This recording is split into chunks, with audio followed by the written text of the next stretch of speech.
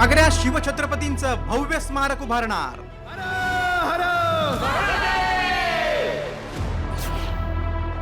आई शपथ, ताजमहालापेक्षाही भारी स्मारक बनवणार।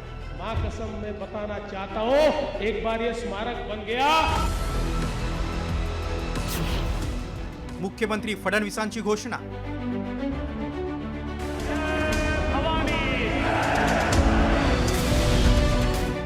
आग्र्याच्या लाल किल्ल्यात छत्रपती शिवाजी महाराजांची जयंती साजरी करण्यात आली। त्यावेळी आग्र्यात छत्रपतींचं स्मारक करण्याचा निर्धार मुख्यमंत्री देवेंद्र फडणवीसांनी केलाय। ज्या जागी छत्रपती शिवाजी महाराजांना नजर कैदेत ठेवण्यात आलं होतं, ती जागा उत्तर प्रदेश सरकारनं दिली, तर त्या जागेवर भव्य स्मारक उभारणार असल्याची घोषणा मुख्यमंत्र्यांनी केली। त्यावेळी त्यांनी ताजमहालापेक्षा जास्त पर्यटक छत्रपती शिवाजी महाराजांचं स्मारक पाहायला येतील असा विश्वास व्यक्त केला। मैं आपके माध्यम से योगी जी से प्रार्थना करना चाहता हूं, हमें आप अनुमति दीजिए। महाराष्ट्र की सरकार इसको अधिग्रहित करेगी, महाराष्ट्र की सरकार इसको एक्वायर करेगी और महाराष्ट्र की सरकार यहां पर एक छत्रपति शिवाजी महाराज का स्मारक तैयार करेगी।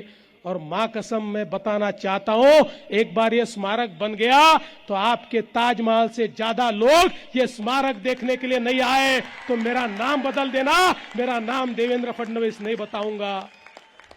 औरंगजेबानं ज्या ठिकाणी छत्रपती शिवाजी महाराजांना नजर कैद केलं होतं, त्याच लाल महालात गेल्या 3 वर्षांपासून शिवजयंती साजरी होते आणि शिवाजी महाराजांच्या सुवर्ण इतिहासात हिंदवी स्वाभिमानाचं प्रतीक हे आग्र्यात पाहायला मिळतं।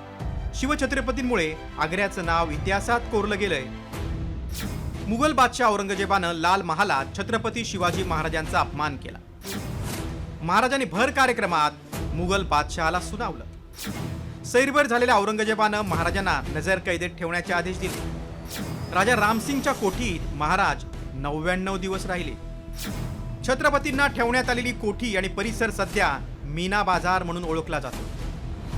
मुख्यमंत्री देवेंद्र फडणवीसांनी योगी सरकारकडे ज्या ठिकाणी महाराजांना ठेवण्यात आलं, त्या मीना बाजारची भव्य स्मारकासाठी मागणी केल्यानं योगी सरकार आता ही जागा देऊन महाराजांचा सन्मान करणार का, हे पाहणं महत्त्वाचं आहे। महाराजांचं ताजमहालापेक्षा भव्य स्मारक झालं तर महाराष्ट्रासाठी यापेक्षा मोठी कौतुकाची गोष्ट नाही।